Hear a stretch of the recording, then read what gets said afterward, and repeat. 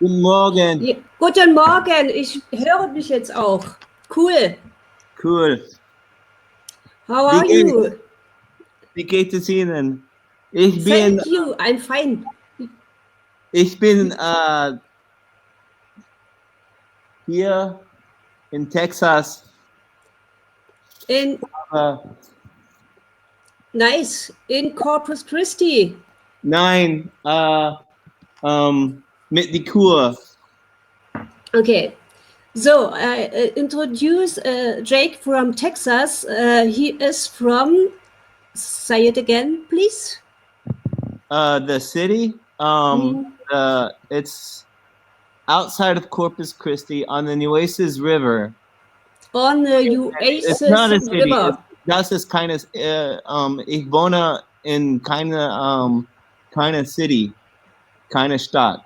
Yeah, outside the city on the country near the river, and the river's name is Nueces. Nueces, nicht Oasis, Nueces.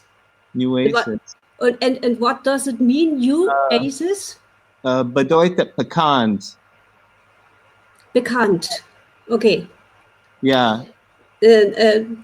Jake is a painter in the way of Picasso, and he paints in connection with his voices.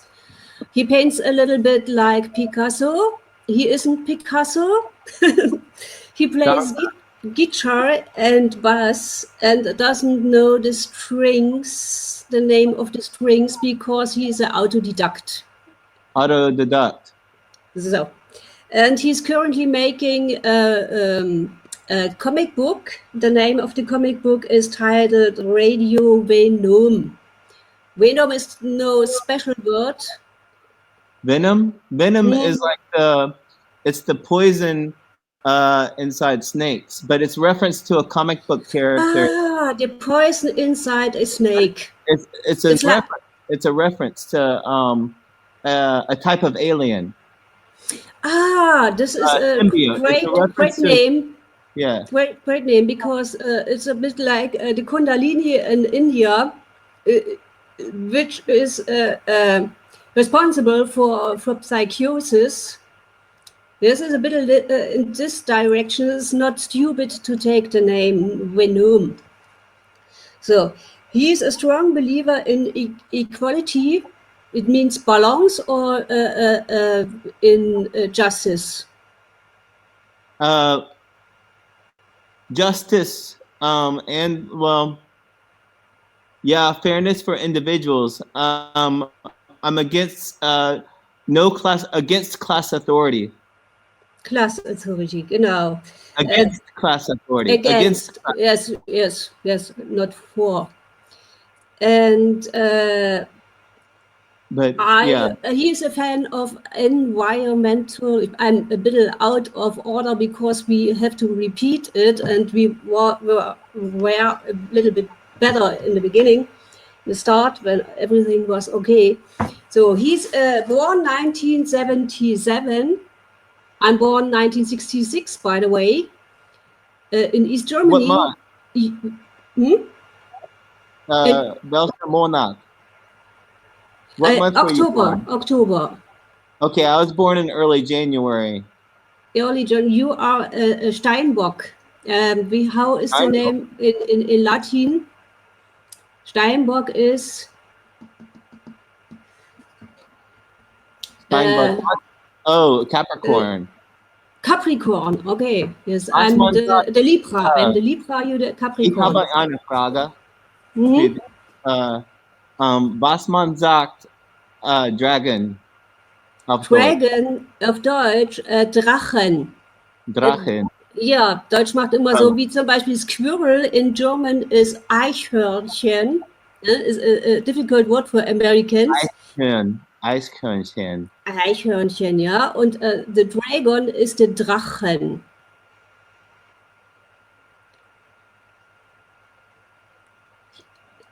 Okay, genau. Yeah, do you need more? So it's okay. It's enough. You don't need much more. I can see you. So it's a strong believer in blah blah blah blah, and now we have the questions on hearing voices. This is not so nice like our first start, but it's a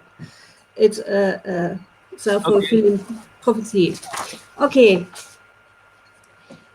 It's a great honor for me to interview someone from Texas.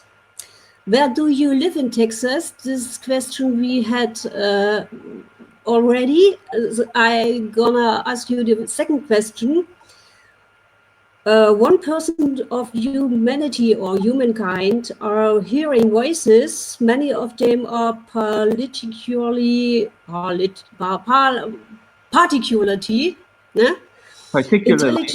particularly. You correct me on my German, please, and I'll please correct me when I say something bad in German. This is besonders, as a particularly intelligent and attentive. When did you first hear voices? When did I first start hearing voices?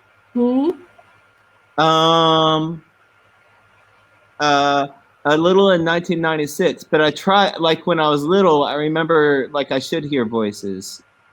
When I was little, I was trying to hear voices. What was your first answer? 1996. Yeah. 97.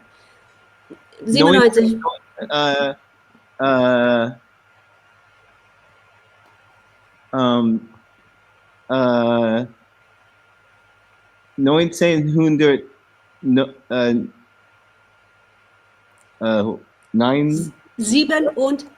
996. Genau, 996. 1996. Genau. So. Richtig. Yes. And why? Was there a special event, a special impulse, impact, a special impact in your life? I think it was stress. Stress. Yeah. In school with parents? No, I was walking outside without any clothes on, and people said, you got to have clothes on. Clothes what? I didn't have any clothes on, and people were telling me that clothes. You walked outside your flat without clothes. Yeah, I wasn't. That's the thing I did in my former incarnation. There is a little report I did walk outside without clothes. So the voice told me a long time ago. A former incarnation? Yes. And what year? Yes, I was in England. I was near London, and then I traveled to British Columbia. But it's not the time today. I'm a psychotherapist now. So, the second question, or third questions. What do your voices sound like? They can sound like anything. They have a huge range. I can hear musical hallucinations. I hear the voice of Johnny Cash, and he swears he was really Johnny Cash. I hear other people. I hear some people that say they're aliens. I hear some people that say they've been on Earth for 500 years and they haven't been human yet.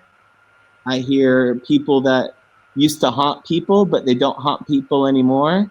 I hear, I can hear them, they can prime their voices. They can impersonate. So sometimes if I hear somebody like Johnny Cash, it takes me a while before I think he's telling the truth. Like, is Johnny Cash from Texas? Is it a Texas singer? No, I think. But he's folk. He is a very famous folk from USA. I think he's from Nashville or Tennessee.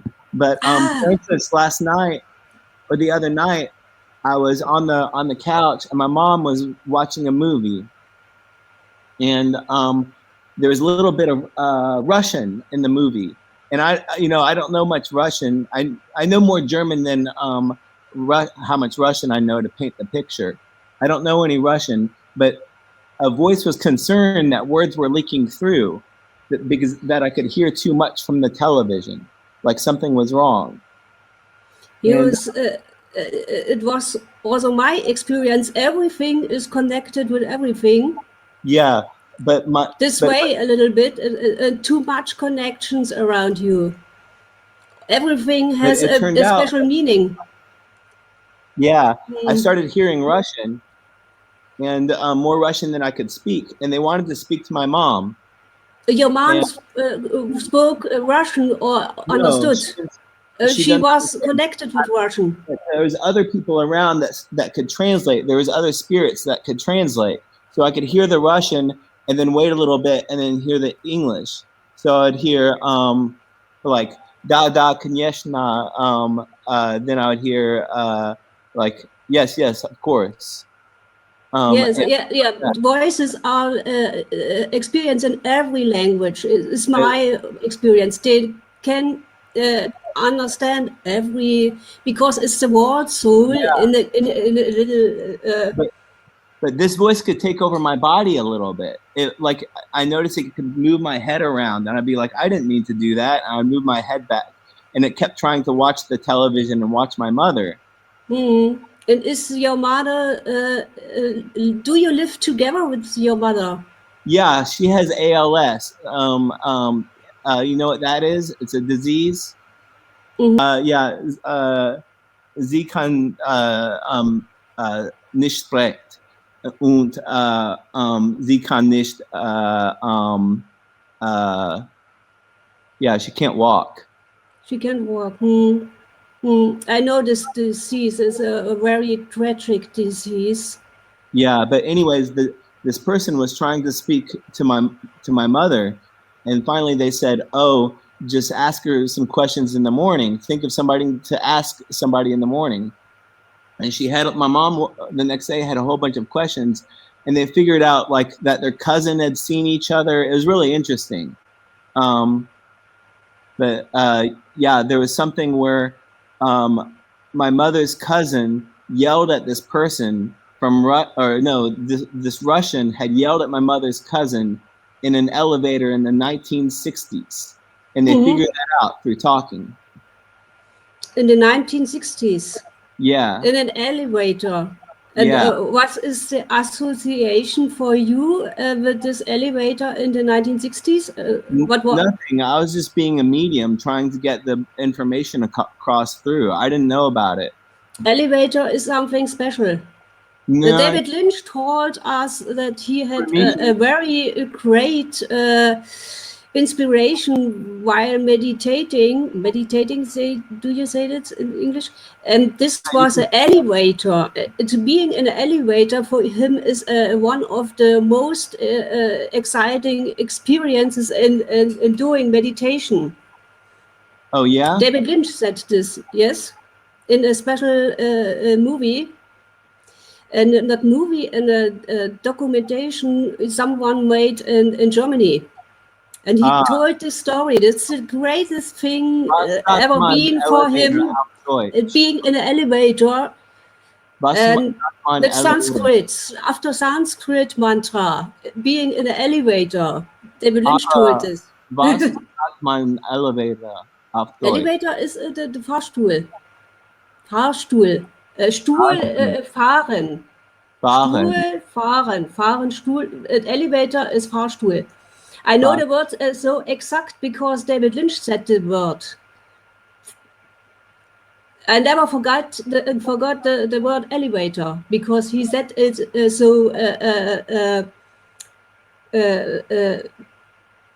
best thing he ever had in his life, elevator. Oh, yeah, they're all right. For me, it's not something special to be in an elevator. For me neither.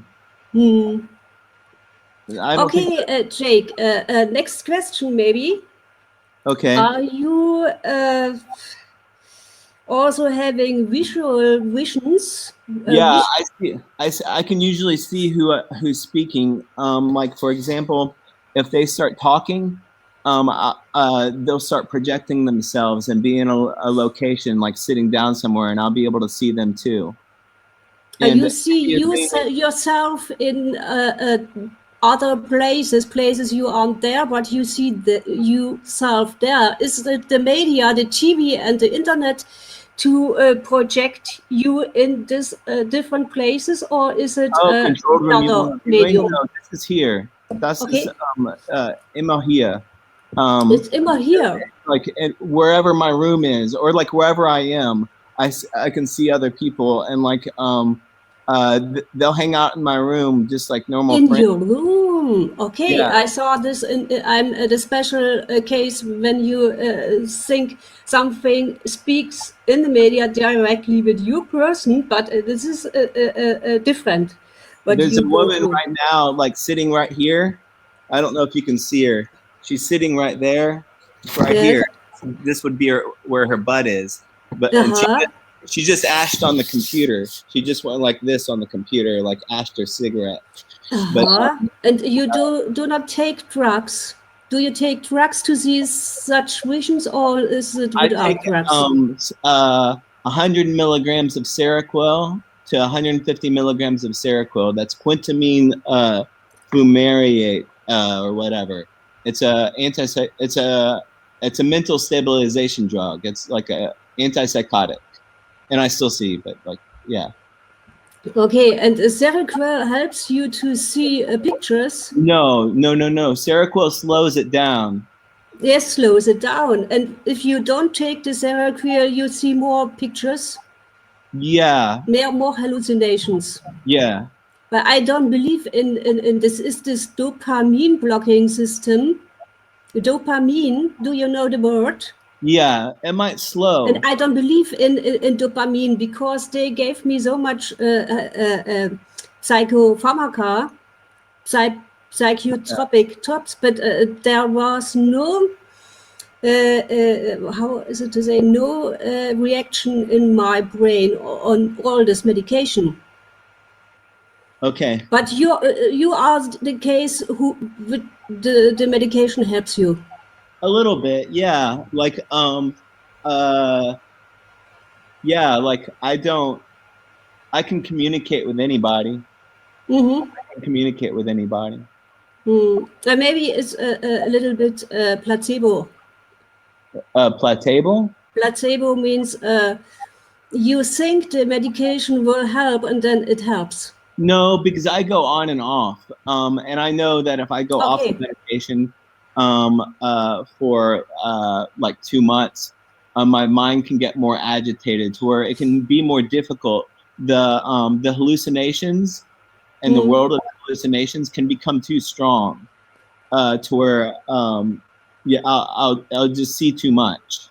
And do you see always the same persons because you always have the same names? No, there's about 40. MD all the MD about yes, and Sasha. Is it? Yeah, they're common. Yeah, they're really common. MLD and Sasha are really common. But I see about 40 different people.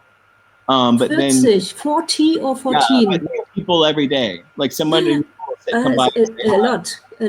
Yeah, but there's I probably met several hundred different people with different stories. Some people say they just died. Some people say that yeah. And do you like it, or is it disturbing? It's not disturbing. It's not bad. It's not good. Bad. And was it bad in the beginning, and now it's more relaxed? It was there's mental stress. It was difficult. I wouldn't say bad. What's the word? Schwierig. Schwierig. But not bad. Nicht schlecht. Schwierig. Schwierig. And so, but yeah, just difficult because there would be a lot of voices trying to say things at once, and then I'd feel pressure, and I still can get the stress from it. Is this at once? at once in four directions. I experienced it too. At once, they have 3 or 5 wishes. You have to do it right now. What? And you have to think extremely much what they say. Yeah. Yes, and then it's confusing. But it's better. I like hearing them. They're good friends. They're good people. Yes, okay. In my case, I prefer to be alone, but sometimes I like this entertaining, and then I can use the entertaining, but I have to The, be both prepared that they can bring you in a false direction. Oh yeah, they try to. Yeah, they have. You have to get used to sensing your own truth. They'll tell you lies all day until you're Lies, lies, and lies. Wait. What are you telling me? Because you can catch them in lies, and then they'll like calm down and they'll say, okay, actually, this like, Sasha, he's like a professional lie detector for me. He really helps me out that way. It's like his job. He determines things whether it's an opinion or if it's a fact, and then if it's a fact is true or false. And Sasha is correct. Is always correct. He's not always correct. Sometimes, like because sometimes he'll joke, and sometimes he'll maybe like say I go somewhere and I'm far away, a new place. Someone will impersonate Sasha, and I'll know it's not Sasha. So there's things like that happen. You understand? But then when I get back, I'll be like, "Oh, Sasha, somebody was impersonating you earlier." So, wieso ist jetzt mein Mikro schon wieder so auseinander? Oh, das ist ein Mikrofon. Okay, I hope I did record everything, because my microphone sometimes is not connected good enough. I see, but I hope we have all recorded. Okay, next question. What is the intention of your voices? Do they have a special intention for you? Yeah, I think it's the same intention for everybody.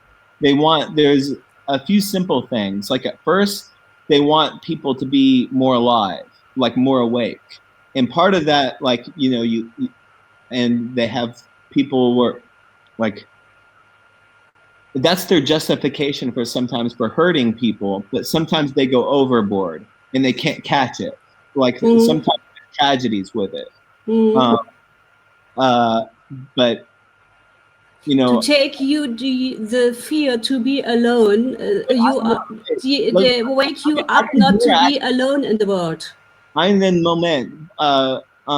Ich kann Sie fragen. Okay.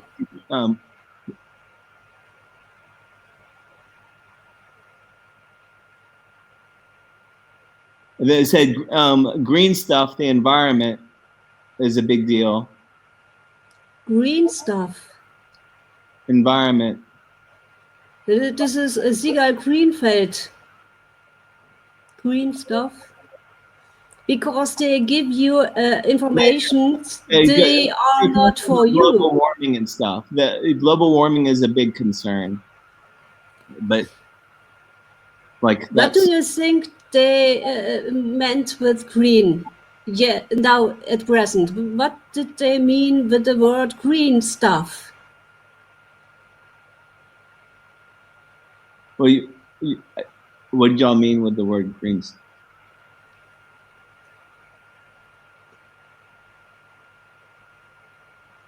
They said sometimes plants are green. Plants are, I didn't understand. Plants are green. Trees are green. Trees, green. Yeah. And sometimes water is green. Even green water is good. But they like blue water. Yes, they make jokes with us. It's not, no, it's not the important information for us. That's very serious, though. That's very Yes, serious. a man thinks so. Something is serious. That's like the what else? What other intentions?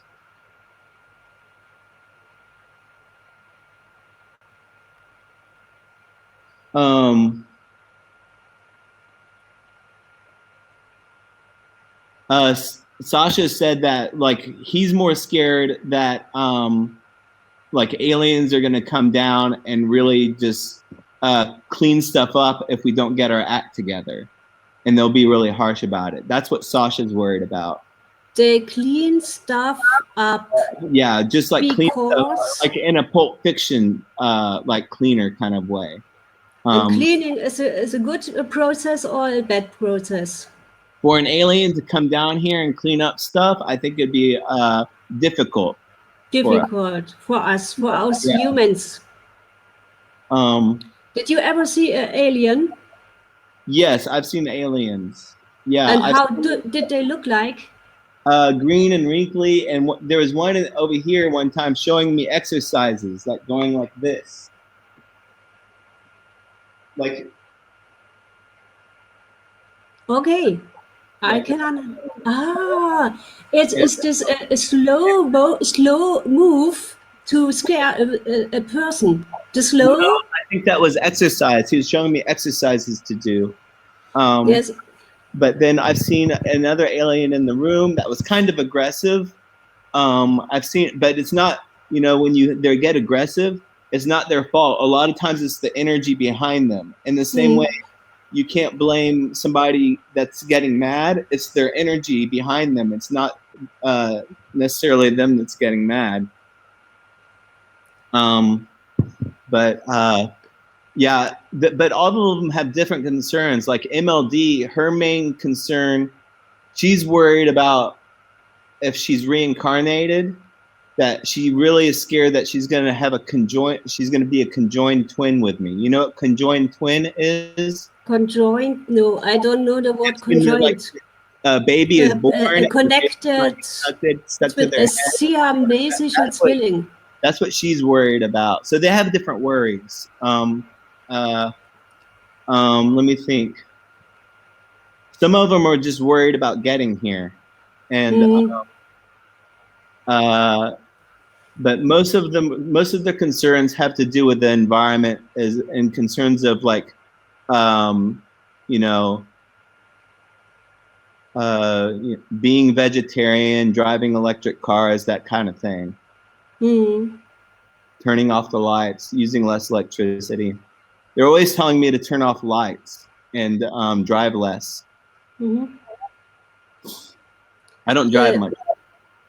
Do you see the sign for you recording on your screen? If you speak, see you blue points going big and going up and down? No. I can see your points, but I see my speaking points or recording points going up and down when I'm speaking, but I don't see it. Do I talk closer? Is that better? I don't see the points. Why? I see the points on mine. I can see. Okay, you see the points. Then it's okay. Then it's recording. What color are they? Blue in my case. In my case, they are blue. Oh. Blue. Okay. So then, what's the intention of your voices? To wake up people, you said. Yeah. Yeah. And protection. And to wake up. You will get people to do better, be better. Give them lessons, lectures, teaching. Not all of them have that much direction. Sometimes they look to me for direction. Like sometimes they want me to tell them what to do. They want but you know, it's just like a group of friends. Sometimes they suggest something, sometimes I suggest something, and we get things done. Okay. Are you afraid of the voices sometimes?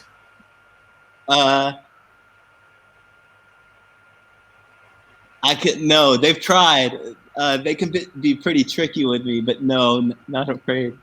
Never, right from the start, no, your face changed in that I moment enjoy with their that. company. You had a different face at present. It's true. Maybe I'm the same. No, don't do this on the face. Warum? No, this is, but you look good. You really look good. You are a good-looking man. It's not so nice to put it on. Okay, you can take it off. You prefer? I prefer to see your face. Okay. So, and it's interesting for me to hear from the aliens because my first husband. This isn't my face, though. It's just a face. Yes, it's your face. My face looks different every hour. I didn't know. I don't know why I said this now. Are you afraid? Never afraid? Have you ever been in psychotherapy, but you don't need psychotherapy? I never found it very effective. There was one person named Keith Hergenhahn, a therapist in Austin, Texas, that was very helpful. And like there was like before I heard voices, I had a lot of synchronicity with having been Picasso. And I wasn't Picasso, but the synchronicity was there. And I couldn't this synchronicity. Jung talks about this synchronicity, and we hearing voices, people have always this synchronicity. Yeah, and like so I talked to him about, and that he was a good doctor, but at the time that like yeah. So there's that. But like in 2014 was the first time I had a voice around me that I named, and he called me Haha. And no, I called him Haha. We call each other Haha. No, I called him Haha. He didn't call me much. But because you love too much, or sometimes like laughing. No, it's different. It's still different. Like the Haha. I don't know.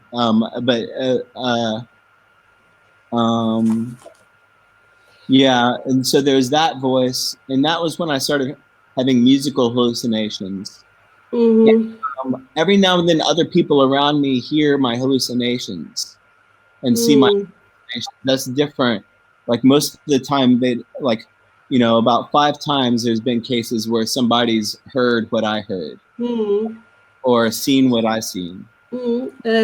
You were in Leipzig when you were young. Why did you travel a lot when you were younger? Yeah. With your family or alone or with friends? Alone. Alone. With friends, with a woman. I used to be married to her, a woman. Yes, you was married. Yeah. And have you children? No, keine Kinder. And this is interesting. Okay. A friend of mine who sees aliens. What would you recommend him? He is a sad person. He's a sad person because the aliens are dangerous. He sees. And if I can talk. I have good advice on that. The aliens he feels are dangerous. Well, if he feels they're dangerous, he needs to find something connection to something that's good, because he shouldn't feel that they're dangerous for too long of a period of time. Now, part of it, if he feels that he hears aliens and he thinks that they could be good, the next thing is kind of like knowing when to talk about it, because people will look at you weird, and not letting it stress you out too much, because it's really it can feel very, I mean, I perceive it as real. And like, you know, it's one thing for a human to impersonate an alien, but when there's an alien presence there, there's a lot of things that are foreign that I don't know if a human soul could impersonate that effectively. Maybe some could that hung around them, but I would say be calm, be confident, and have a lot of courage, and think of it as a gift, not as something that just something that you have to deal with in your life. I would write about it. He looks every day in the clouds and thinks the aliens will come and pick up him from Earth, because Earth is a cold place, and I think he is longing for being picked up by the aliens. Yeah, maybe not. Maybe after he dies, he'll get picked up. But like they might want to pick him up, and that's the feeling he's getting. But I mean, there's too much, like, honestly, there's too much work right here for people just to be leaving. Like, there's a lot of good work to be done on Earth. Like, people shouldn't just like be taking off and leaving because things are getting difficult right now.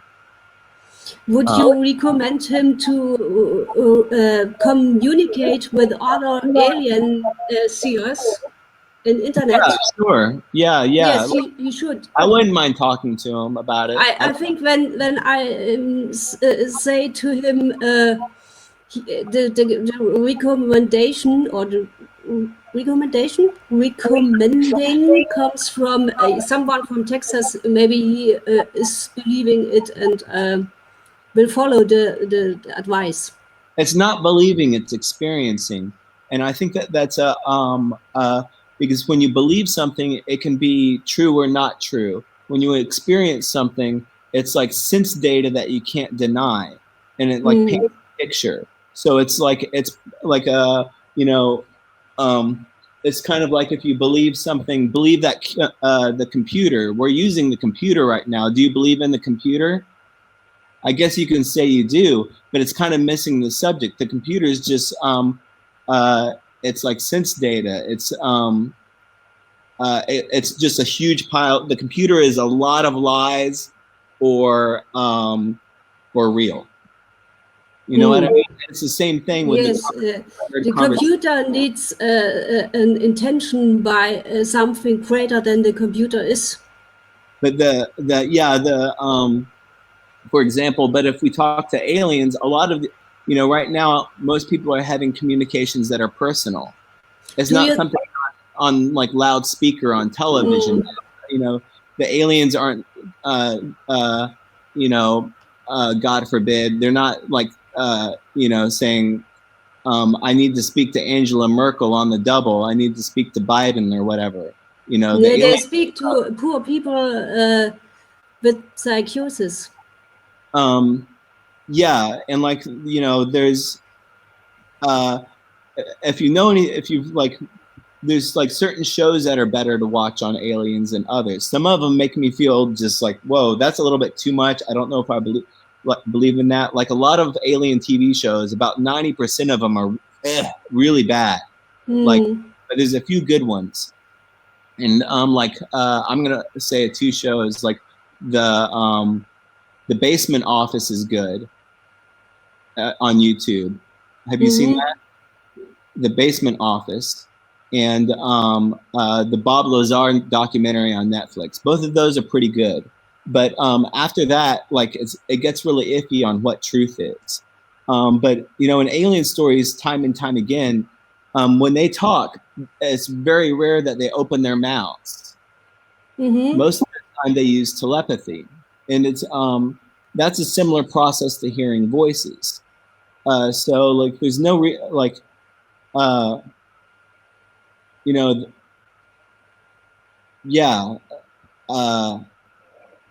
people can make up their own mind about it. People are going to believe one thing or another unless they're exposed to unless they have to deal with something in their life. But yeah, I don't mind talking to your friend. I don't mind talking to your friend that looks in the cloud. Yes, it would be very good if you give him the feeling he's not alone, and you can give him good advices. And you come from Texas. He loves such ideas we like coming from the USA and this stuff, because he was young when he started with aliens, and then he was in closed and in the system without using the time after the Berlin Wall fell to travel. He never traveled because after the wall fell, he had suddenly he had the aliens and the dangerous zone with the aliens, and was always alone. Nobody believed him. Wo wohnt er? Wo wohnt er? Er wohnt in Berlin in einem senior home, in a home for old people now.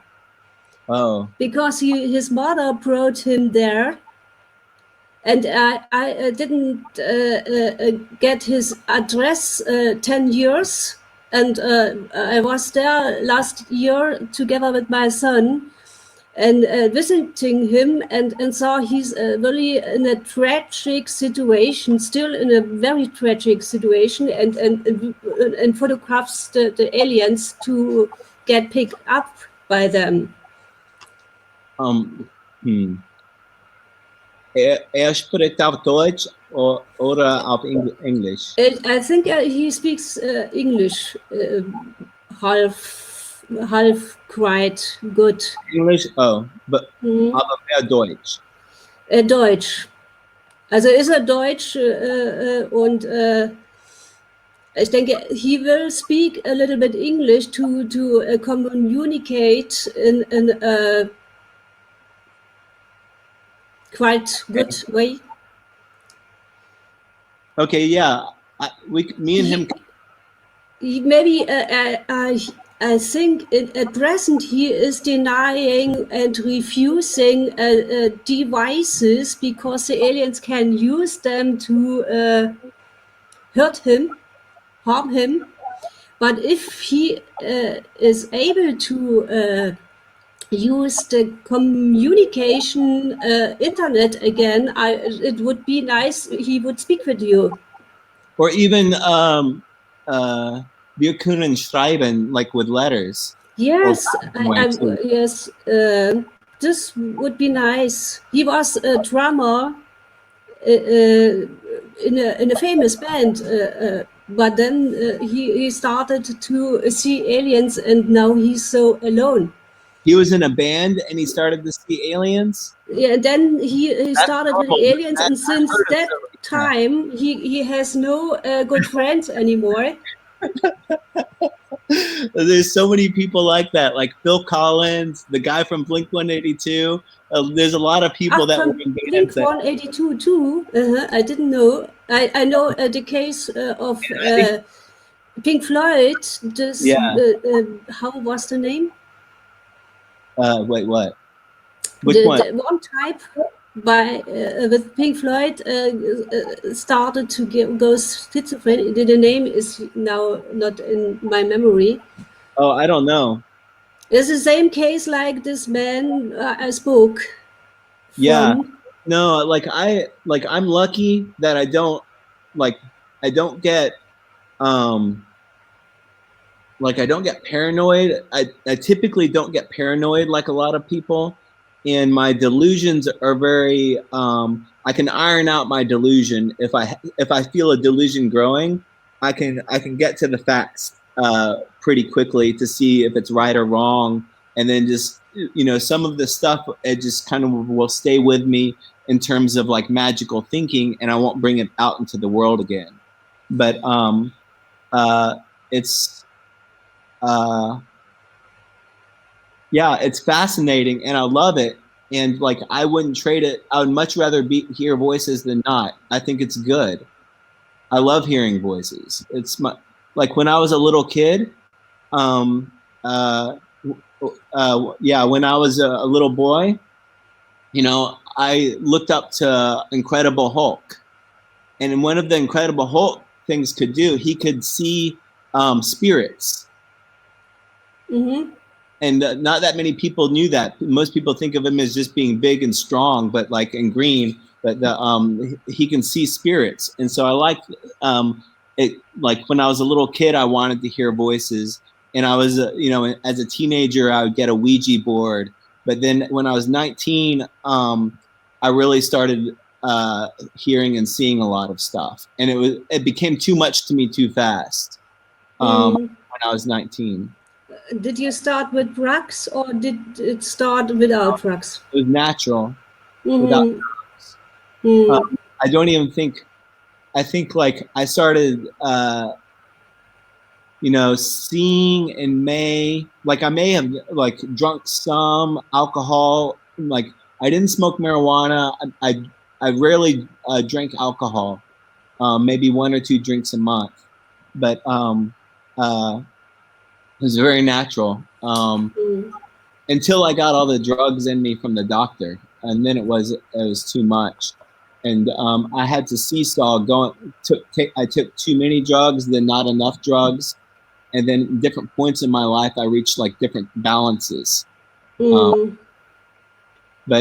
it wasn't until 2018 where I heard them all the time. Like I hear them in the background right now. I hear them constant. And like they'll say goodnight, and then I'll see them in my dreams, and sometimes one of them will impersonate somebody else in my dream. Like I'll dream of my ex-wife, and then like 9/10 of the dream, I'll be like, wait, you're just playing like my ex-wife. You're not really my ex-wife. And they'll be like, yeah. And we'll start talking, and then in the dream, and then I'll wake up and the conversation continues. I like them. I wouldn't mind. I feel like I think a lot about, like, I think I was a spirit that did what they're doing, like tried to help people. But sometimes helping wasn't very, help is a loaded word. Sometimes people can have the best intentions to help, and they can just cause problems. But yeah. Any other questions? Oh, love is a big deal. Yes, I message you that, and like it's love to where it's almost can be like embarrassing for a lot of people, because it like they have to go through and like cut through your subconscious, and a lot of times they do that by hitting you with these kind of like volatility polarities of kind of like to get through to people, because they'll kind of do anything to break through someone's subconscious. But yeah. So one of my friends though, like MLD, like, sometimes they might do something where they switch, and like there'll be a person that's speaking, and they'll pass a baton and use the same voice, and I can kind of catch them, but I feel like I'm not going to point out, I'm not here to be picky. I used to give them numbers when they did that. So I would be like, oh, you're Holly Slag number 5-3, and you're Holly Swag number 4-7, and you're Holy Swag 2.1, and different things like that. But now I just kind of abbreviate their names. But a lot of them, they come in like categories, like yeah. Do you recognize them because their voices are different? Do you see something like a light, a different light, or is it only the voice? Their personality. Like I can, like sometimes Sasha will impersonate MLD, and I will see, oh, that you're impersonating him. You're talking like MLD. Like, why don't you talk like yourself? And like, he goes, it's not myself anyways, you know. But yes, I know this way of games is yeah. extreme in psychosis Oh, is something always weird. this changing. But like, I had a voice that came over to me, and when I first started hearing voices, I can feel a voice getting embarrassed. I feel their embarrassment right now that I'm telling this story. So MLD, the first time she wanted me to change my name to Steven. She said, I want to call you Steven. And everybody thought that was funny. I thought it was funny.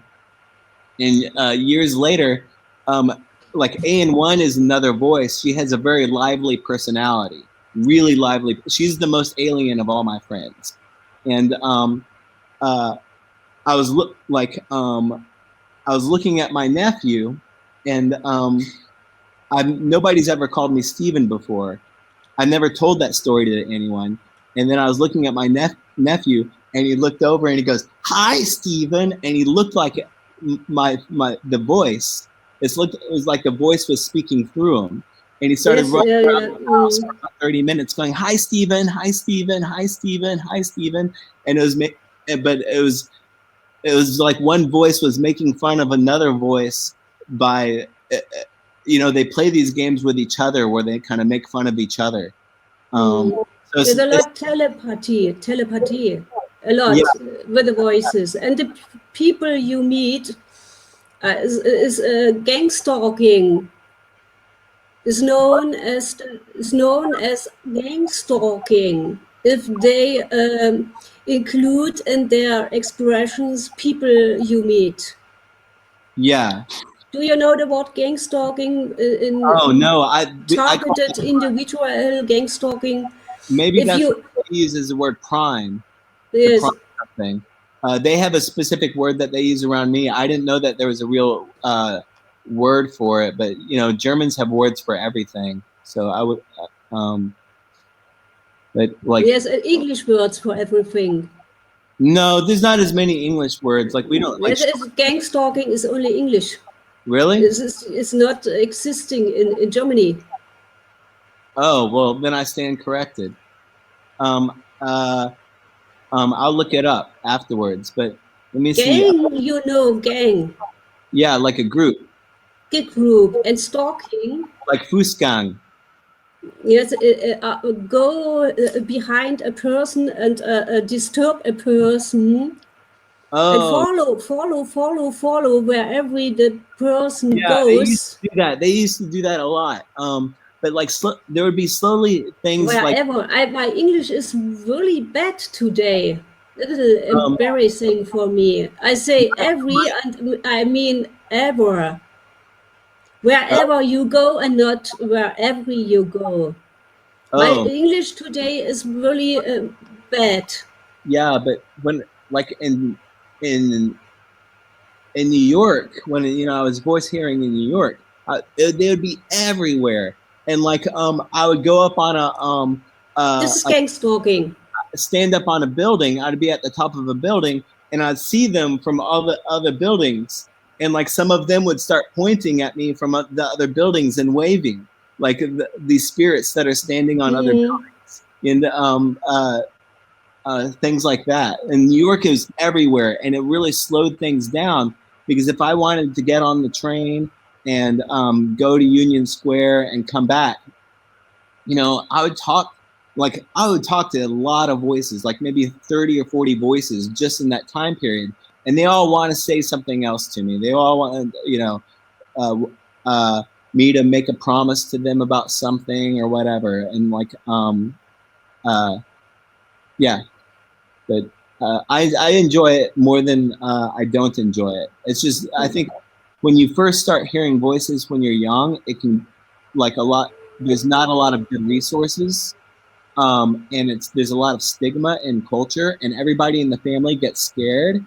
It's not like usually the voice hearer doesn't get scared. It's the family that gets scared. And yeah, so like, I think that's when it becomes more common. and the information gets out about it more, people will be more relaxed about voice hearing. Because it's part of humanity. Yes, it should be like Native Americans, like so many different saints in Christianity. Of course, in India, there's voice hearers, and it's normal. It's all over the world. In Germany, people are afraid of hearing voices very much. They are stigmatized still, and they are not telling their stories. Because of that, my friend is really alone with the phenomena of... Oh, that's horrible. Yeah, I definitely, yeah. Being alone is about, well, like, I don't know, like right now, it's like I feel more comfortable around voices. Like their personalities are pretty dynamic. In some ways, I could hang around, with them. I don't feel like I'm alone anymore. I don't feel like I've been alone since 2018, even though I traveled the country technically just by myself, but the voices were with me. And do you have a special goal to reach together with your voices? We need to express better. We need to get projects done, all sorts of art, whether it's paintings, art, music, the comic book stuff. We need to be more poignant with our expressions, and we need to tell the truth. And I think that is this core thing that a lot of voice hearers need to train their voices to tell the truth. It's very helpful and reasonable to go this direction. And we're not, and I don't mean to put them down. I see their souls as just as valuable as my souls. And there's aspects where they have to, modify our behavior for certain things, and we modify their behavior towards the truth. So, because it has to belong to this mattered reality. If it stays, I think that they have the habit, a lot of voices have the habit of going into people's dreams. And, in dreams, it's just kind of everything goes. And then so when there's a waking person that has psychosis, the voice is just thinking of it as if the person's dreaming. It's not like that. The person is awake. There's mattered reality, and a lot of voices have to get used to that, and it's difficult for them to get used to that. But once they do, they're amazing. They're amazing, and they can do, and they can really make your life help you out. They can really make your life more relaxed, and they can do some. They can tell you what channel the good movies are on. They can tell you all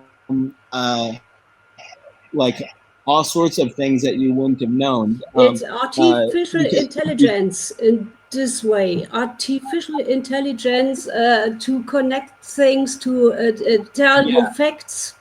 One of the voices just said, "I'm not artificial." One of the MLD just said, "I'm not artificial." It's a further dimension people without hearing voices don't know. Yeah, psychosis is a further dimension, a dimension more than other people have got in their life. Yeah, but it's but you hear voices as well, correct? Yes, but not this way. Okay, if I have stress, they go into my mind and think faster, and go in direction I don't want to go. Oh yeah, they're playing Who's Faster. And they lie. They're playing Who's Faster. They need to slow down, slow down and tell the truth. Slow down, yes. Slow down and tell the truth, and just repeat it over and over. And yeah, but often they tell me the best version of a situation, and then after I look in the situation, in the reality, the situation is still bad. People do not accept me or respect me, and they tell me they respect you very much, and they how to say that übertreiben to be more positive than the reality is, more friendly, more positive, more Yeah. the reality then is a little bit more tragic, but it's not the worst way to influence a person. To say it's everything is good and this is all great, and then you look after the reality, the curtain, you look after the curtain where the reality is, and then it's not so good. Yeah, well, it's all reality to me. Like reality is not so nice like the world with the voices and the sometimes yeah. it's not so worse reality, and sometimes it's not so nice. It can be stressful. There's certain things that you can do. Like a lot of times, like geographically leave where you are. Oh, put your finger in the air. Some voices have this as a signal, as they know to be quiet if somebody does this. What does it mean? Some voices will be quiet if you do this. Be quiet. Yeah. So you do this to control your voices. I do all sorts of things. I used to have this little gun with a plastic ball, and I would shoot it at the wall, and they would hear the echo off the wall, and they would stop, and they'd be like, "Whoa!" They would take that very, very seriously. But it depends on the voice. Some spirits are very, very advanced, and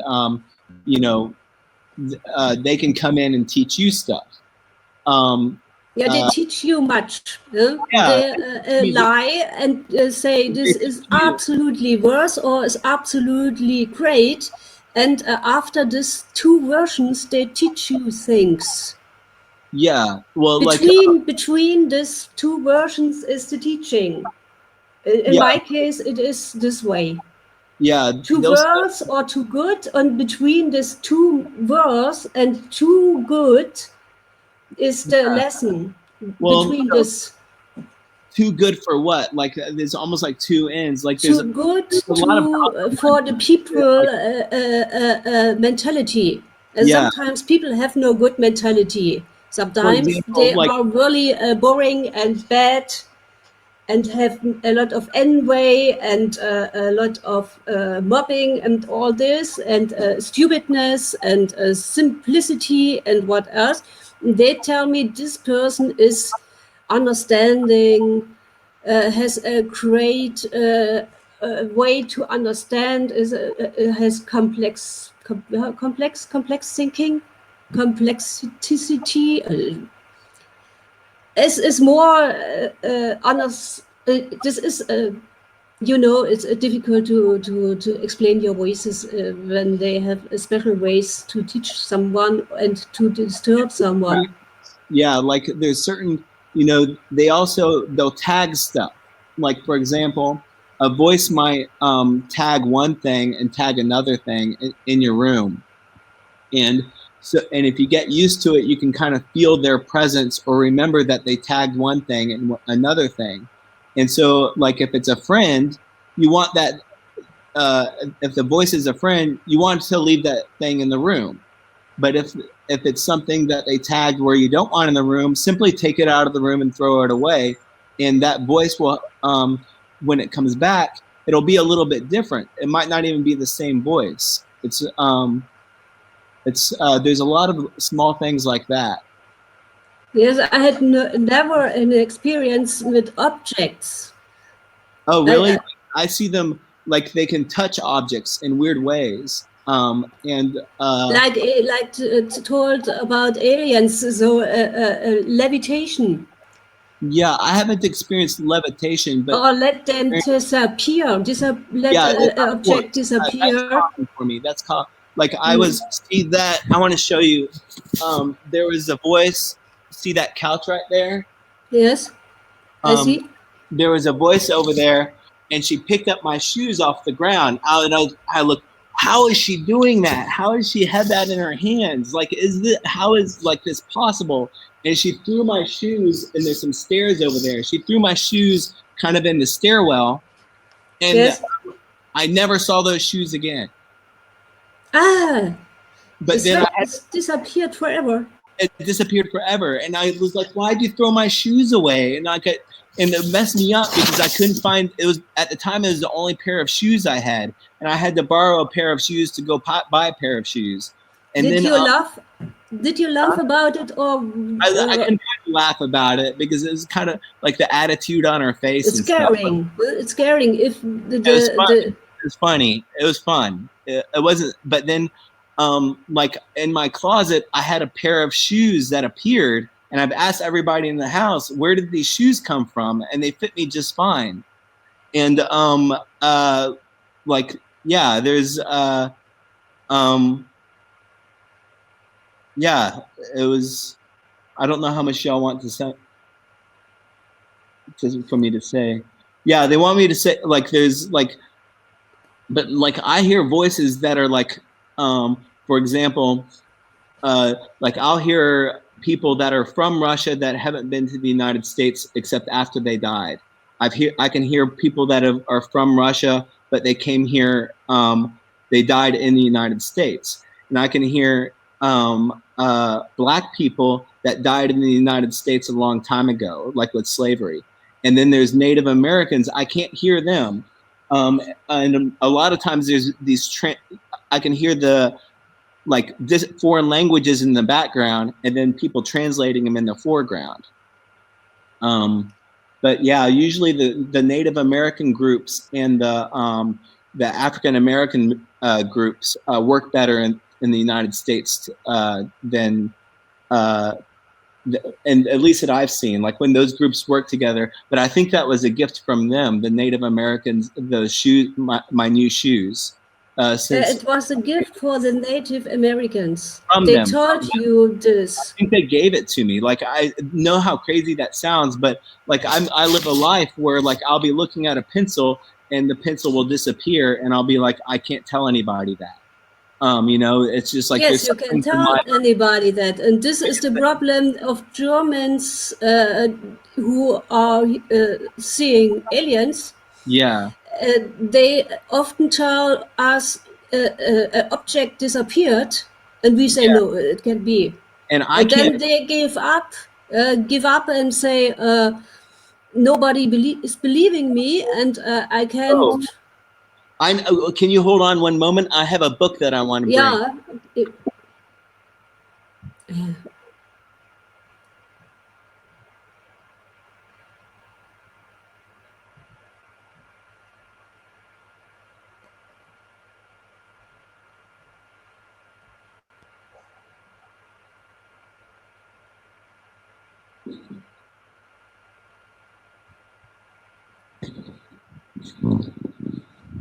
This book is really good.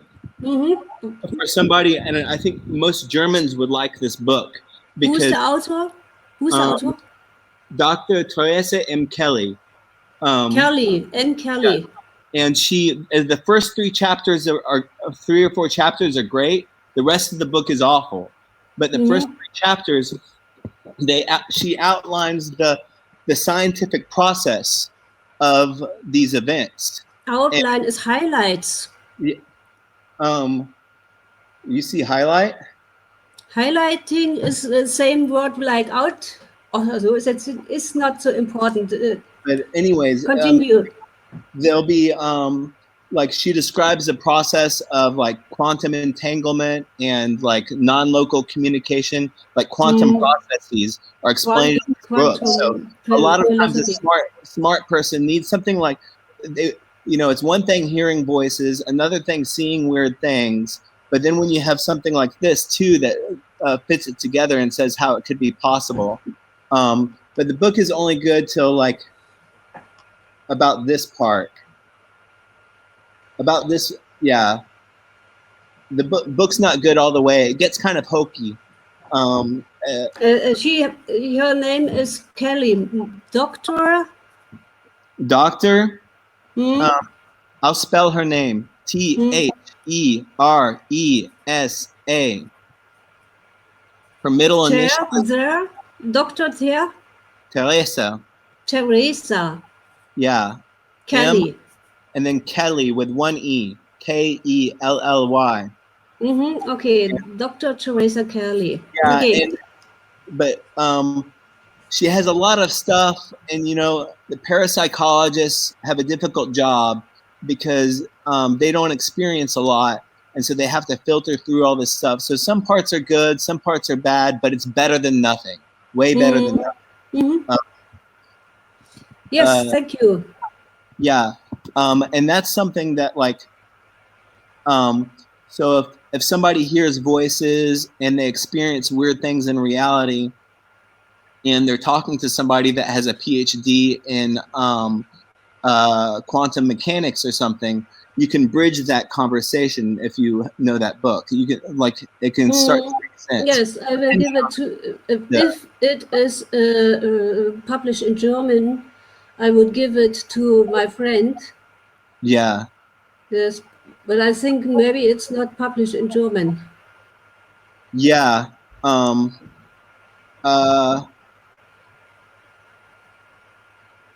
Yeah, it's not.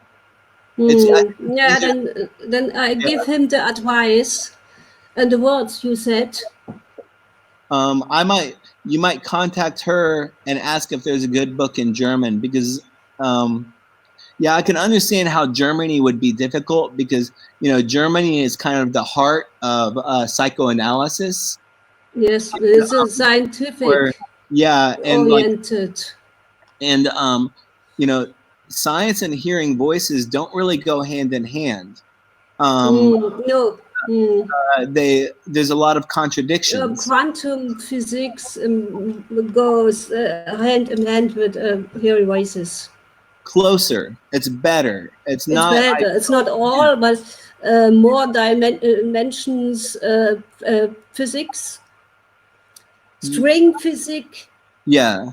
And how all these new physics models are. This is connected with hearing voices, but the people are slow in brain and thinking and changing paradigmas. They are too slow to help the hearing voices people. Yeah. They are allowed like our grandparents. Yeah. To judge on hearing voices people. My voices want to hear your see if they can ask something for your voices. My voices want to ask your voices something. Yes, ask me. Yeah. They're just saying like the first things that they can. They want to know. They're just asking how's it going over there. My voices are. How's it going? Fine, thank you. No, but they want to ask your voices, not you. So my voices are like God. You cannot ask God. I have judgments in my head, not single persons. I would never listen to a single person because a single person for me is a limited individuality, and I would never give up my individuality for a single individuality, other person. What I hear with hearing voices is judging perspectives, different perspectives from a bird perspective, and include every kind of perspective to see effect. It's not, I meet no persons. I would be bored if I had a person in my room who talks with me about disturbed. I would be disturbed. Oh. Huh.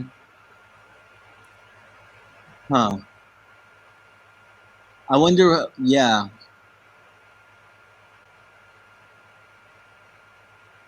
Okay.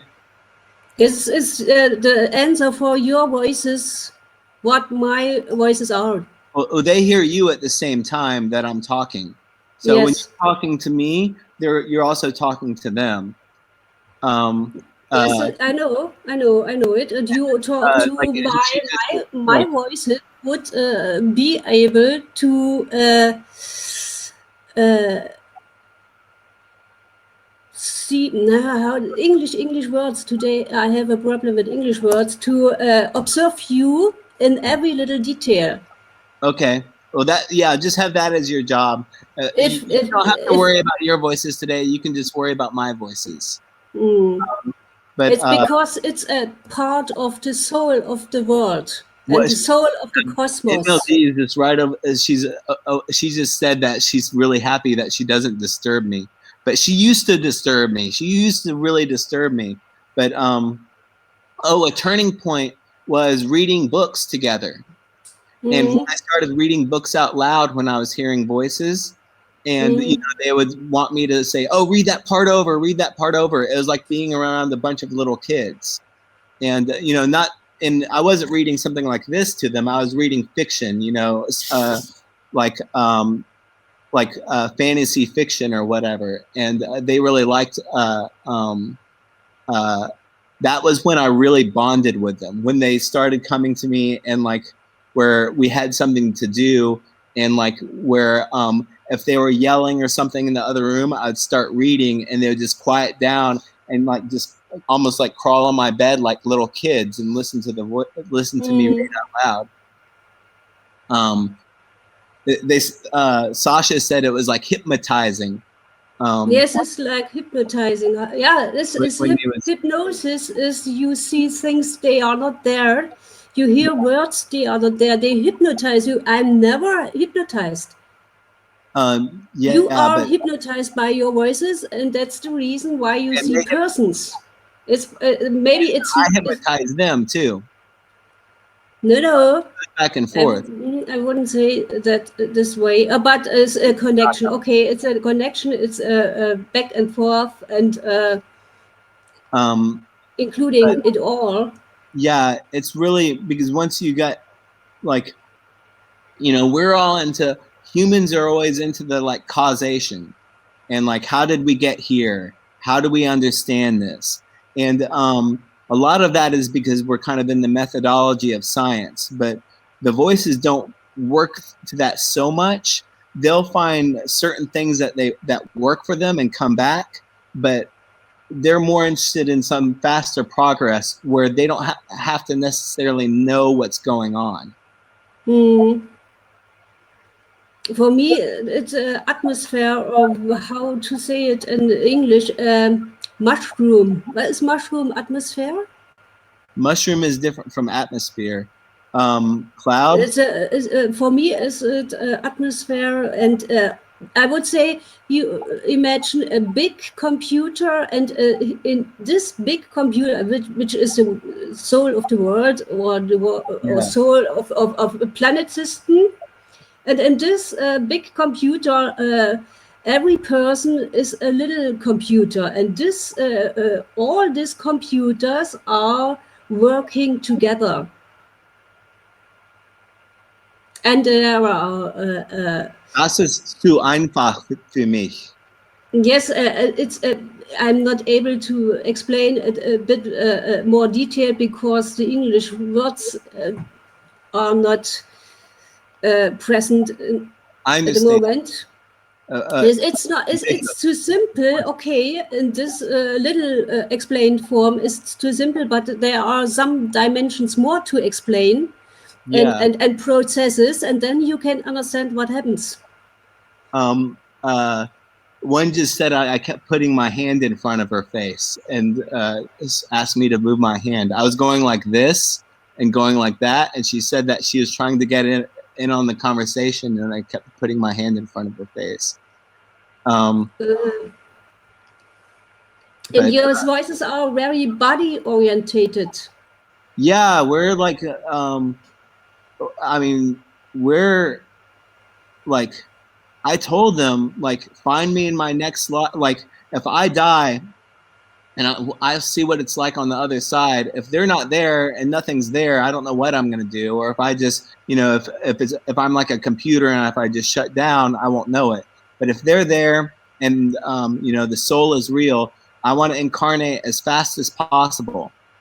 Just, I don't need a break. I'm going to incarnate, and I want them to get more voices around me to like keep this process going, and get it to where we can talk You fear the environmental concerns. dying process, the death, and you are Huh? traumatized. You are traumatized in what is to be dead, what is to die. No, I feel like I spent more time, I think, dead than alive. Like, I feel more comfortable. I think, like, being a spirit would be easy, but I would choose the harder path is being a person now. And I would want the perspective of, you know, environmental concerns, in a Greta Thunberg type of way. Mm. And, you know,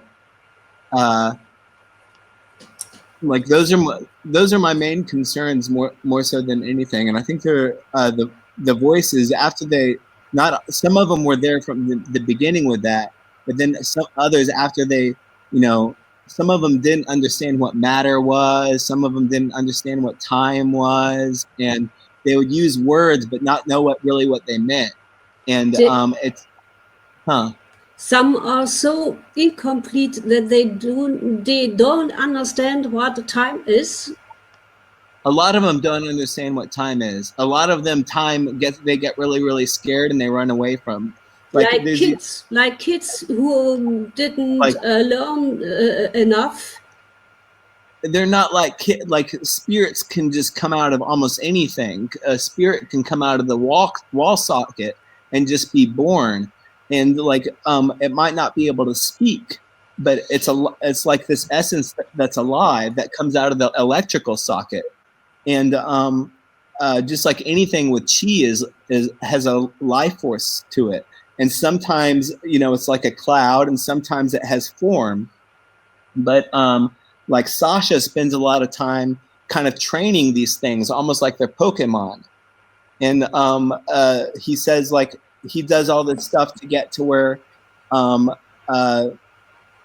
like they're working on different projects, but most of them really get scared of time. He doesn't really explain time to them that much, because that's more of a word. They get really scientific with it.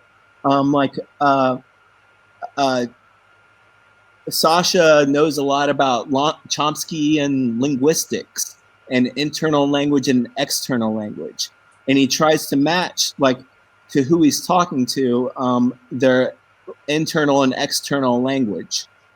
But then when he's talking to one of these beings that he doesn't know where he's come from, he's like, I don't necessarily want you around other humans. And so he'll have time as kind of a block. He won't teach it about them. He'll teach them about it in a way where it scares them.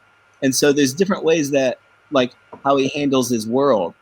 It's not, but it's, and, you know, that's just Sasha's world. MLD does all sorts of other stuff, you know, Tanya, when she comes by, Matthew, they all have their own, like, way of handling weird things in reality. But do you think they are really individualities and beings and not parts of a mushroom? I bet my soul that there are a sense of individuals, but at the sense, where am I an individual? Because sometimes I feel like I'm in a container, because sometimes they can control my words, sometimes they can move my arm, but I still have that the knowledge of a self. Sometimes I'm talking to them at night and I feel really small inside me, and they'll start talking really loud and they'll start looking for me, and they'll be like, it's almost like for a second they can't find me. And so the individuality is real, the soul is real, and I think it's but mimicry is also very, very real. To mimic something, but like I don't think of them as being like a mushroom. Is a horrible analogy. It's something else. You know, spirits have been around for thousands and thousands of years. And another thing is to make their voice more powerful, they can come together. I've noticed that, and they can join their voices together, and then they can separate back out, and just like anything. So there's a lot of phenomena like that goes on. And if you dream in the night, you see more than hundreds different beings. And do you think they are all real, or maybe this is for you a mushroom? I mean, a mushroom is a mushroom. Experience the truth, like, I mean, I guess one of the ways that we measure how they're real is how they interact with the reality, like outside of myself. Like one time, like I was out here and MLD said, "Hey, your mom and dad are talking about you in the other room. You should say this to them." And I went in there and I said what MLD asked me to say, and they got really embarrassed because they didn't know they could hear me talking about them. And I said, "I didn't hear y'all. A voice told me to come by." But my experiences have gotten very real with my mother because I've had more mediumship experiences where my mother's older, and if sometimes a friend dies and she'll come to visit me, and I don't know the friend very well, and she'll be like, "Oh, that's so and so. That's for sure the person that's asking that question. I know who they are." And there's instances like that. Like I don't think of it as a big mushroom. Yes, but how does she looks like, the MLD? MLD, and I can show you a picture of what she looks like.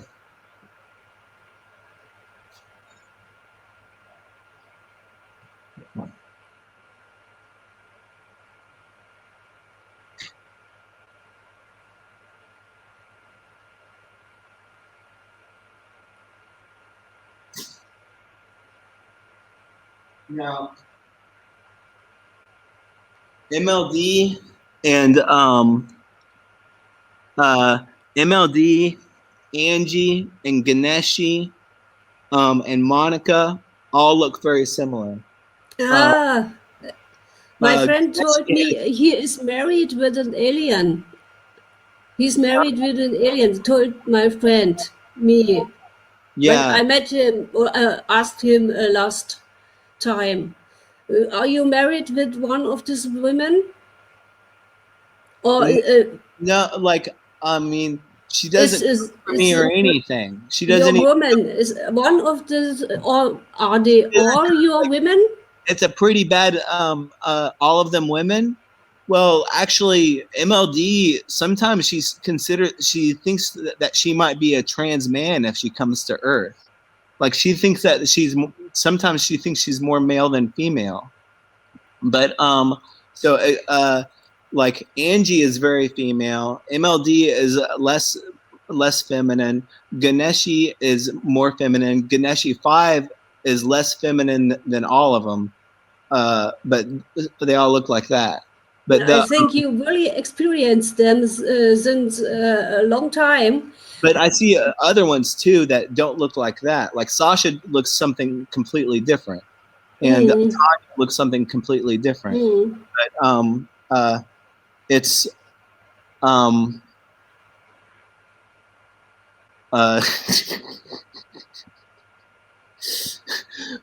she said, "At least she's not doing that wayward soul bullshit." That's what she just said.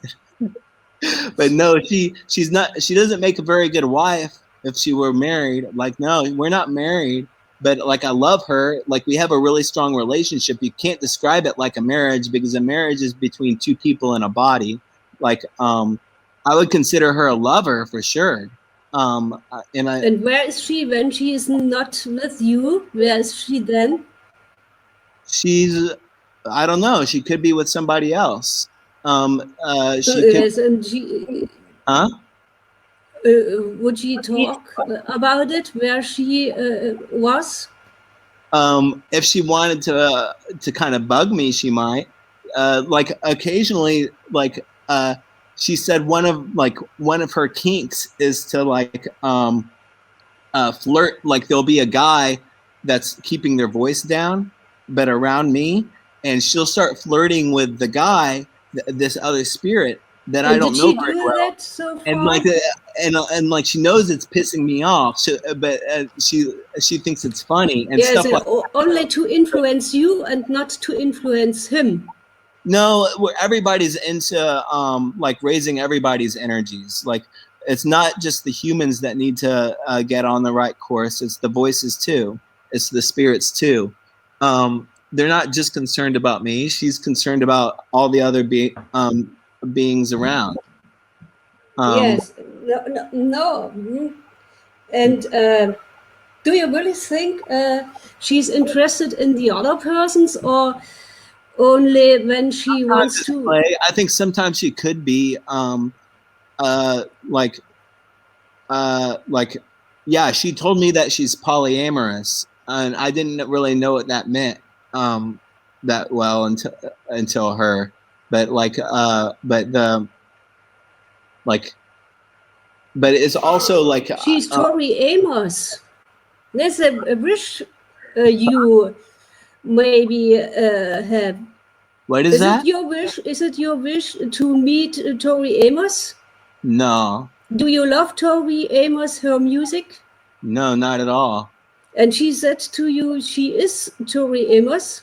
No, she didn't say that. No? No. Misunderstanding acoustically. Well, oh. I didn't understand the words correct. Oh. No. Tori Amos. You spoke of Tori Amos, this singer, female singer. No, I think you misheard me. Okay. You misunderstood. Yes. If I spoke about it, I didn't have the intentions to speak about it.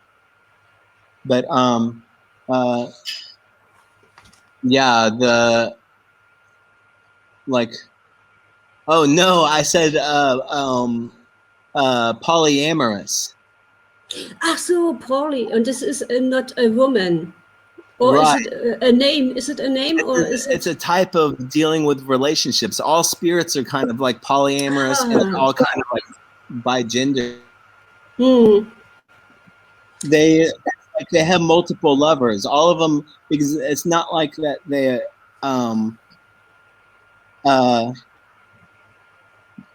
yeah, they don't have like the restrictions of matter, and also a lot of times they don't have the control of where they can be. Sometimes they kind of get in places where they have to finish certain types of work, but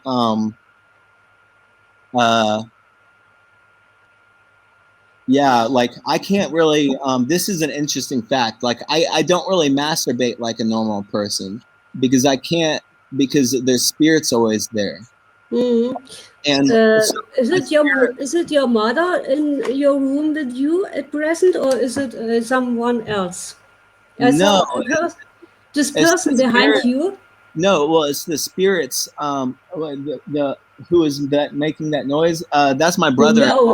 No, your brother, not your voices. But no, if I'm in a room by myself and I'm thinking, okay, well, normally I would masturbate if I get, if somebody's in a room by themselves and they get horny. The typical thing, a lot of people masturbate, not everybody. But anyways, it's not like masturbation because I have spirits around me. And so it's like playing around with them, and like I can see their body parts and stuff, and talk to it's fun. It's like, but it's not an experience of being alone. And even if your family is in the room. Oh, if my family's in the room, I don't masturbate.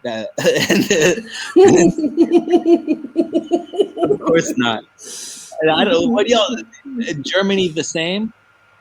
Yes. Yeah, y'all don't masturbate with family. Yeah. No, never. With spirits, like sometimes it's like, well, like I can see them, and like we'll be just seeing how many people we could get on the bed. There's a lot of playing around like that, but it's weird because my arm, like even when I see someone's arm, my arm will go through her arm. You know, it's not like solid. Yeah, and they like to provoke you with body plays, body games. Definitely like sexually. You know that scene in the Ghostbusters? Have you seen the Ghostbusters? No. There's a scene where Dan Aykroyd is with a ghost, and the ghost gets him off.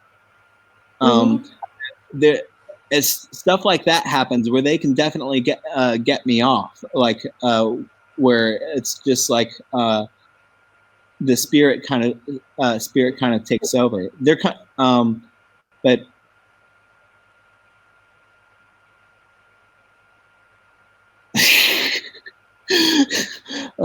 she's. MLD said, "I really didn't think we would talk about that." Like they're like they get embarrassment and stuff like that, just like we can. Like they were just like, and though she's saying she's not embarrassed.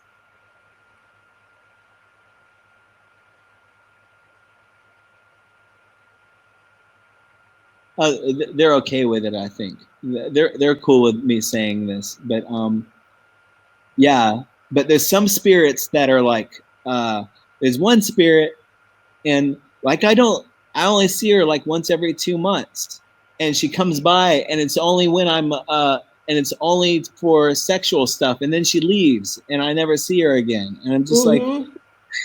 She has a special name or no name? Her name's Tanya. Tanya comes only for sexuality. Yeah. Tanya, I know a woman who was a prostitute with the name Tanya. Well, a Russian woman. She's a prostitute. Like Tanya's good friends. She helped me pick out a DVD player once at Walmart. But that was a number of years ago. But like, yeah. AN1, a certain spirit, is the most alien and the most childlike at the same time. And like one time I was in a taxi and I was hearing a voice, and I could hear knocking on the window, and the owner of the taxi turned around and said, "Did you hear that?" Like on the window. I was like, "Yeah, I heard that," and I could hear the wind going by and saying, Kaji. That's what she was calling me. On. Open the window. I'm out here. It's your friend. And I just rolled down the window a little bit, and she went, whoo, and came in and sat beside me and says, "You don't know how cold it was out there." But she's kind of playing because she can't really feel the cold like we can, or at least I don't think she can. But she can really like play it up. She's great like that. But that's interesting. Yeah. Interesting to follow your story. Yeah, I have tons of weird stories where I'd like to just keep talking about voices, but there's other weird things that people experience. But the voices at the first level, it's like the most basic superpower is hearing voices, being clairaudient.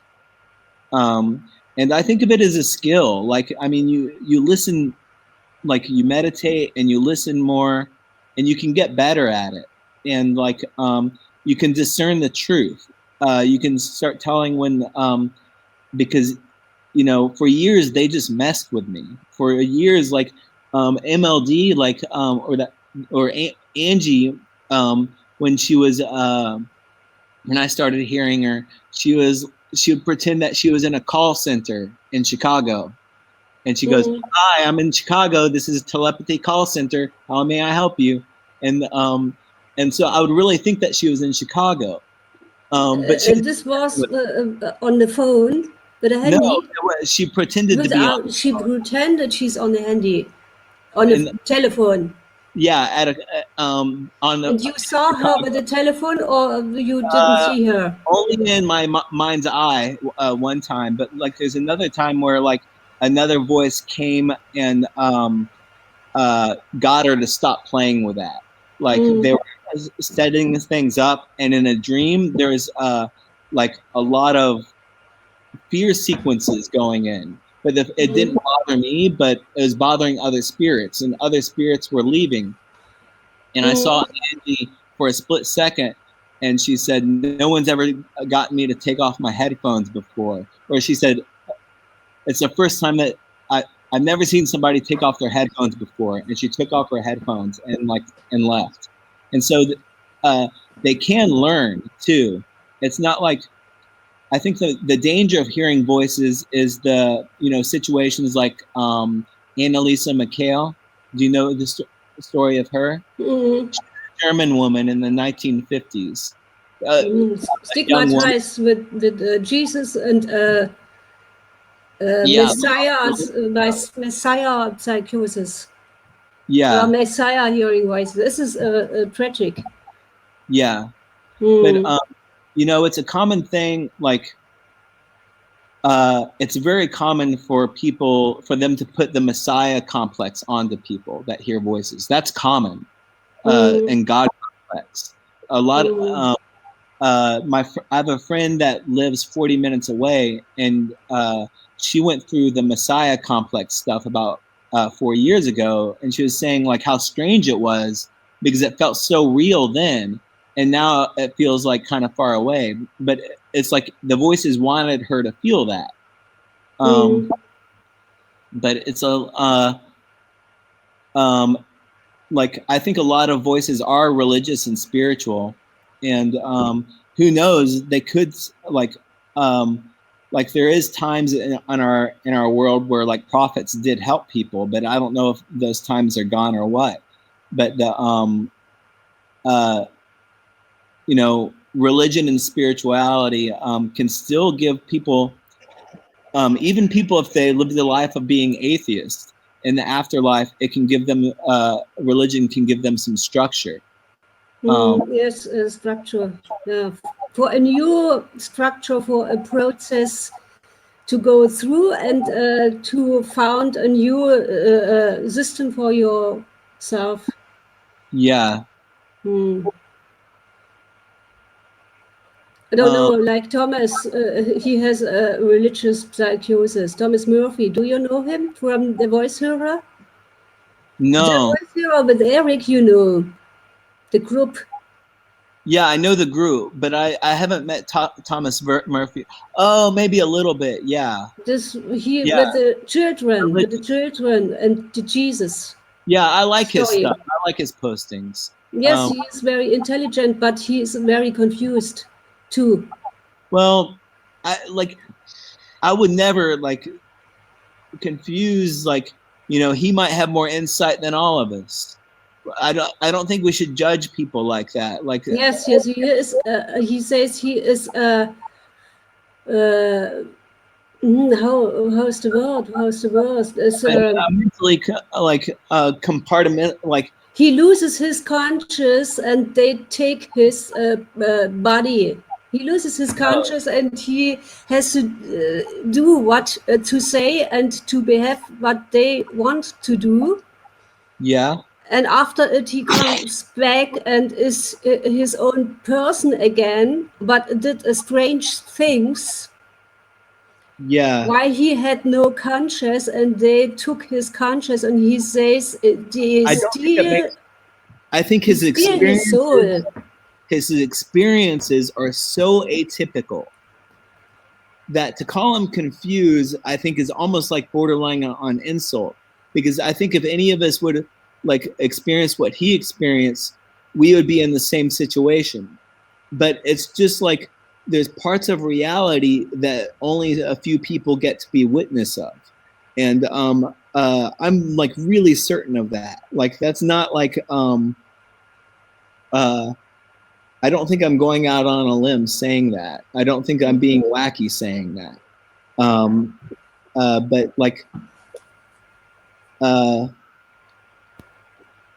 like, it's just, I see the word confused as sometimes as an insult. Maybe you didn't mean it that way. Yes, but I think the ideas he writes every day in his Facebook are twisted, absolutely twisted. If you like strings, they are bent in a wrong way. This is like writing down confused stuff. Then Biden is a more Republican, and he could say that Trump is a Democrat. Is he a Democrat? Yeah. And then he's just changed the party and the personality. Exchange it. It could be spirits around him are really confusing him. Like I don't know, but I do, I have the principle, the Jain religious principle of Anakkara Tavada, where you treat somebody's reality as truthful when they explain it to you, because you really don't know where people are coming from. Mm-hmm. It's important not to, we have these assumptions. Some of these assumptions in reality are big, like a table can hold my glass. And the other assumptions are like, Biden is a Democrat and Trump is a Republican. Mm-hmm. But I don't discount a reality where things are different. And now he could be, I don't think he's necessarily in that reality, but he has empathy to voices that could be pushing that for a reason. Like I don't, like it's difficult, like, we discount so many people and say they're insane. And it seemed like when I was in the mental hospital, it was like the only people that seemed crazy, like there was no one was crazy in the mental hospital, like no one. And everybody seemed to make sense, and I could talk to anyone. And it was just took a little bit of time to see, like, one lady, she said bugs were flying out of her. And like, I don't know if she was telling the truth or not, but and she called it bugging out, and bugs were flying out of her. And it was, the hospital was sealed. It wasn't a place, her room, the windows were sealed, and it was logical to think, well, bugs have to be coming from somewhere, but we couldn't determine where they were coming from. But and she said they were coming through her clothing, and I don't know. And she just kept saying, I keep bugging out. And I don't think she was necessarily crazy. I think she was experiencing something really atypical, because in the history of psi events, it gets really weird. Like there's stories, 200 years ago of women that had pieces of gold grow on their face and fall off their face. Things get really weird if you look at the history of psi events.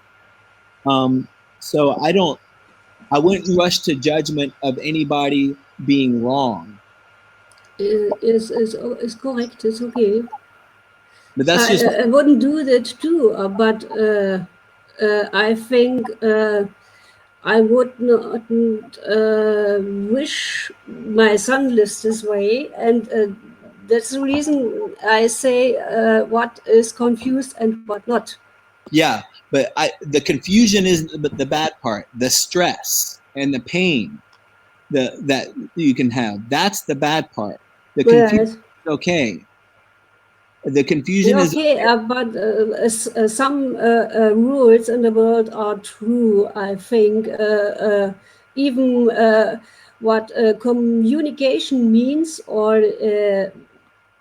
you have to keep the rules in this world. It's no good world if everybody is psychotic and has strange things to do. Okay, this is one perspective. There Yeah. are many perspectives to see things. Right. I'm just like, yeah. People can be difficult to communicate with. And like you have to take your time with it to see what they're sensing. But sometimes you can come to terms and like ask them what the experience is. And you know, like I know I'm not naive about it. You can't make you know it's not like everybody that experiences psychosis pain is going to come out as being like an autistic savant or something. But I mean, who knows? It could be like it could be those people incarnate into beings that are more advanced than us because they've tested their soul in different ways. But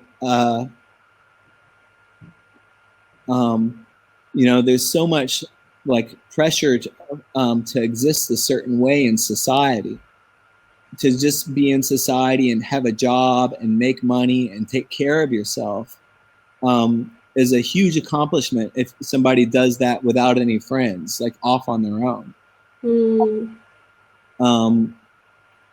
So, and a lot of people with psychosis are put in that position where they're alone, in the alone sense of like not having any people in bodies around them. You know, they might have spirits around them, but I don't know. Hopefully, this stuff can change sooner rather than later. Like there used, you know, every few hundred years, what makes somebody crazy, the terms keep dropping. You know? Yes, I think the same. I think it will become more and more and more a psychosis in the world because there is no way anymore to work on things with your own hands and ideas. It's all machines. It's all internet. Yeah. No working anymore in the old terms. Yeah. And people go crazy everywhere because the media is how is the word is switching the channel, channel switching. If you switch every second a new channel and then try a communication with this situation, you go in the direction of psychosis. I think it's beneficial to think psychosis is at the very least psychosomatic. There's some hospitals that wake up and the first thing that the patient has to do is fill out a form saying that they're not going to kill themselves. And that thought, you know, they're in a hospital for 3 months. They filled out that form 90 times, it made the patient think about killing themselves 90 times. And that's just stupid. Like people that think that's medicine, they're just stupid. At the very least, psychosis is psychosomatic. Like what we say affects reality with them. How we say it, our perspective, our optimism. They go see a doctor, and a doctor has seen 4 patients already that day, and all of them have been really sick, and you're the 5th one. You need positive energy to heal people.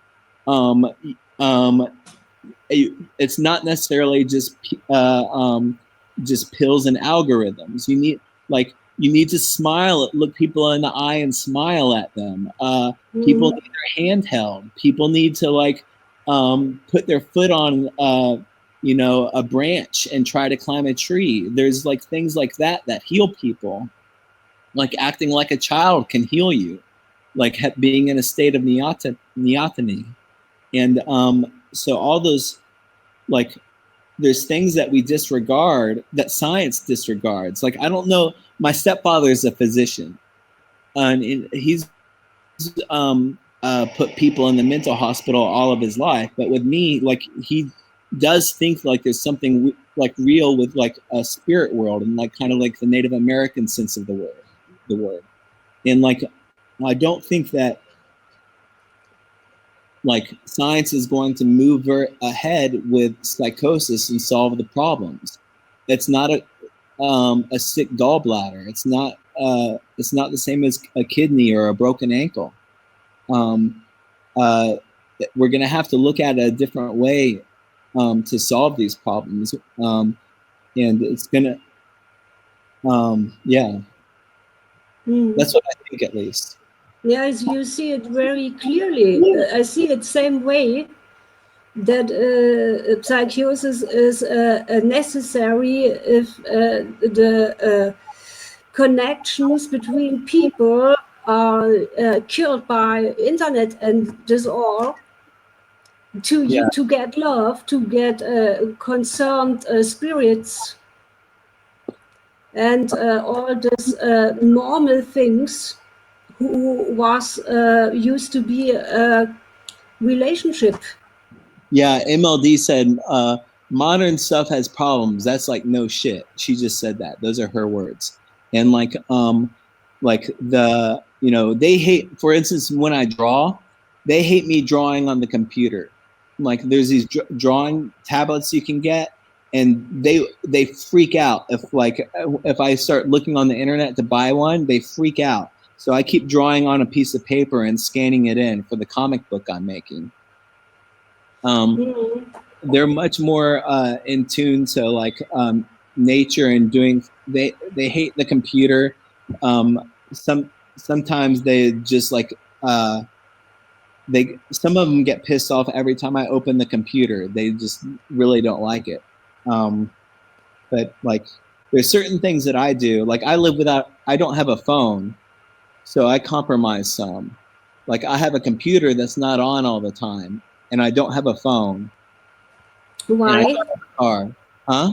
Why? I just, with hearing voices, I don't think it's right. Like, I think that like there's a kind of sense of respect for the voices around me. Or your mother has a phone, and in your house is a phone. There's you don't need a own phone. My sister has a phone. My brother-in-law has a phone. All these people live with you together in one house? It's a big house. It has like 5 bathrooms or something. It's a big house. Big house. Like, yes, it's great, and it's wonderful. It's a very, very beautiful house. Yeah, the area is beautiful too. It's like down there's the Nueces River. Can you show me out of the window? Here, I'll show you stuff.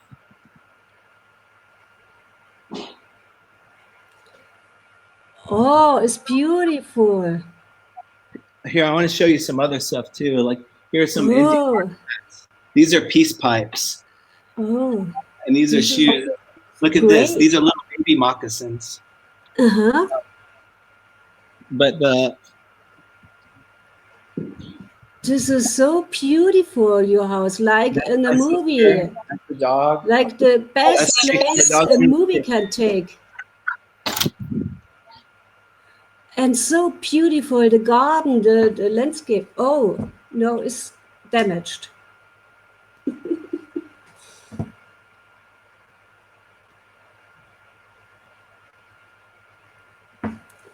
You are back. There's a lot of olive trees, and yeah, I didn't see the trees because your camera was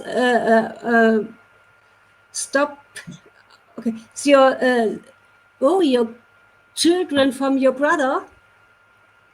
From my sister. That's John Hayden. Oh, nice. Say hi. Say Guten Tag. Guten Tag. Sweet.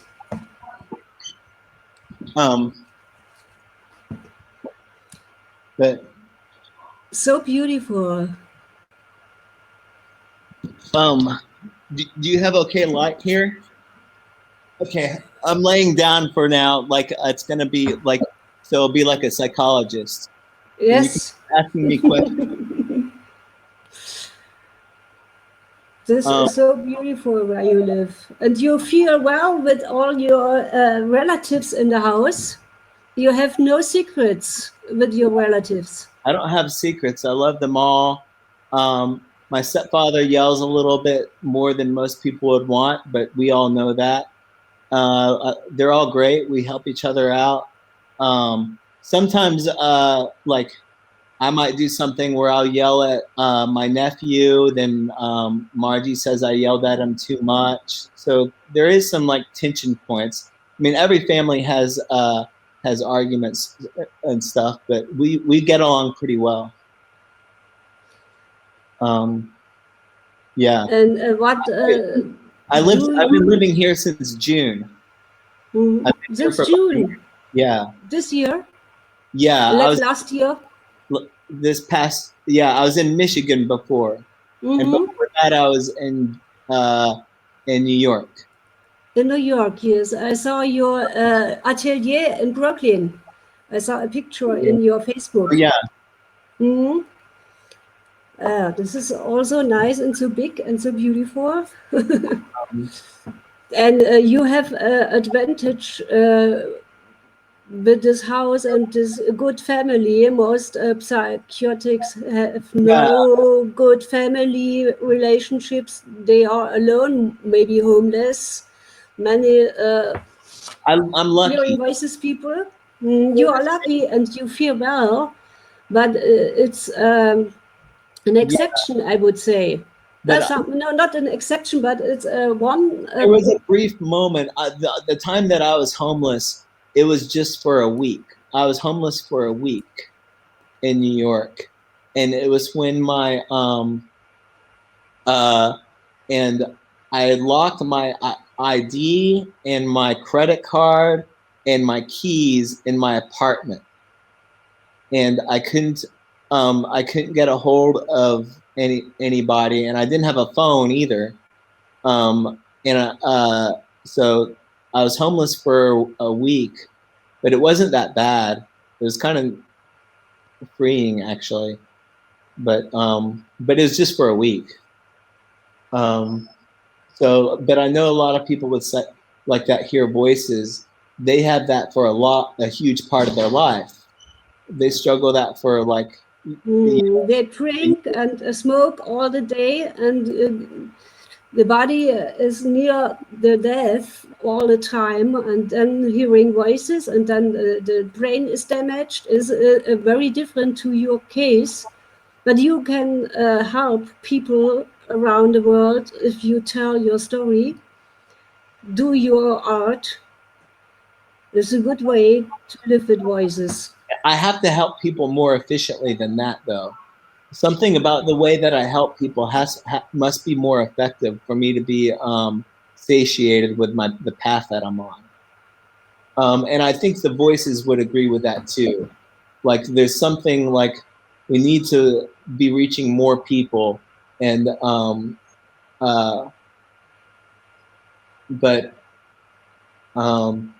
maybe I can reach some people with the comic book. Maybe that'd be good. But I just sent the first issue to print. It's going to be here in just a couple of days.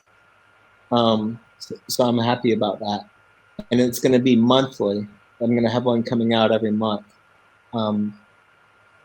But yeah, like there's something like, you can, like I have an okay money situation because like I can give my parents just some money. They don't ask for, if they ask for money, I can give it to them, but I have enough, like I don't have any expenses, so I can just donate to stuff that I feels important.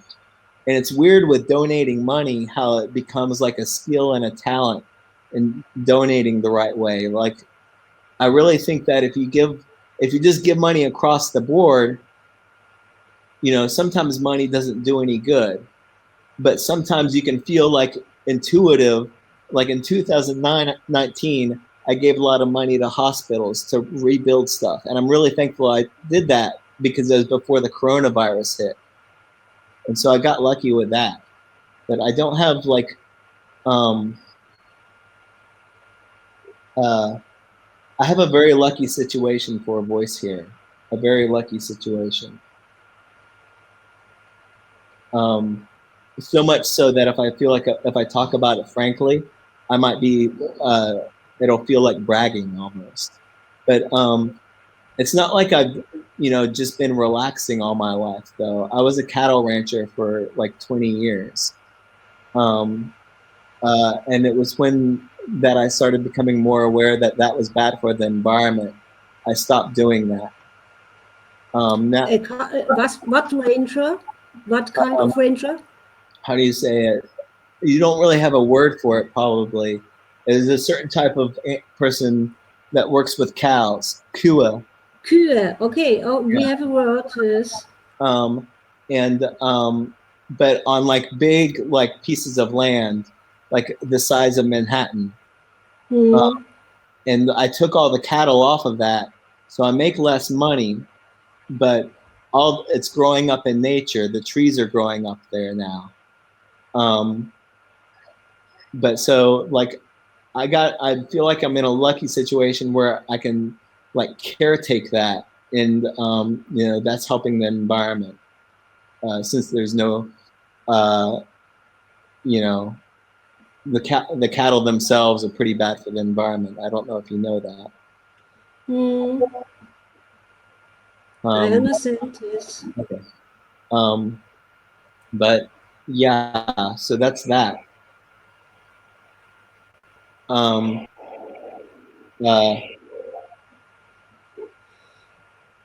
Any other questions? No, thank you. I thank you for the great interview. I thank you very much for your great interview. I think I can cut a very interesting interview of this material stuff we have recorded. I hope it's all recorded, and then we can do a very interesting interview, and then I will do subtitles in German. Okay. To add it in a way Germans can read it, or maybe speak German to translate it. Okay, someone just made me laugh. MLD just said she wants what she says to show up in blue. To show up in blue. What does it mean? Is it spoke? What she says to show up in blue. She was just joking. Yeah. And it's a joke. It's a joke. You know the meaning of the joke. I don't know the meaning of the joke. Oh, it's just how she. Yeah, it's not like a really funny joke, but it's more like just something that she knows that you're not going to put her subtitles in because you're not hearing her speak. She thinks I'm too stupid to put subtitles below the video. She thinks I'm too stupid to do this. This was the thought I had in my head. I'm really too stupid to do this. I'm too lazy. She said that she wasn't calling you stupid, but she wants you to have a draw a picture of her right next. A drawn picture. Okay. She started off. Okay. It's okay. A drawn picture. You have the next idea what you should draw. No, no drawings. Let me see if any of them want to say anything before you leave, okay? MLD said, "Thank you for all the work you've done." This is she said, "All we can think is in terms of like drops in the buckets to help the situation." Yes, thank you very much for this opinion. Sasha? Sasha said that he doesn't even feel awake right now. Mm-hmm. So I don't know. Okay. But yeah, that's it. Okay. Jake, I thank you and your voices Call me for On. your I go by On. Hmm? I go by On. Jake is okay. just, yeah. On is the name. You are I said Ahn. I- Ahn means in German What? Vorvater. Vorvater is the word for Ahn. Oh, that's great. Yes, forefather. Forefather is often the problem the hearing voices people have. And your name Ahn is I hear my absolutely forefather. forefather, nothing else. I hear, and they speak to me sometimes through to my mom, and my mom will be like, "Oh yeah, that was like so and so that said that," and stuff like that. Yeah, I have forefathers that speak to me, and not just that. Not just my mother's father and my mother's father, but also my stepfather's father. Yes, and they the voices often appear because the forefathers of a family, of a big family, a well-known family, have left a special problem, and then they take one person of the family and are with this one person. But anyway, Like it's even okay. I will think about in the next days what we spoke, and then we can speak a little bit more. I thank you very much. And your voices. Dankeschön, danke für alles. Yes, and we will communicate next days. I will show you the video. Nächste Woche. Nächste Woche, genau. This will be fun. Okay? Yeah. Wish you the best. Thank Auf you. Wiedersehen. Danke.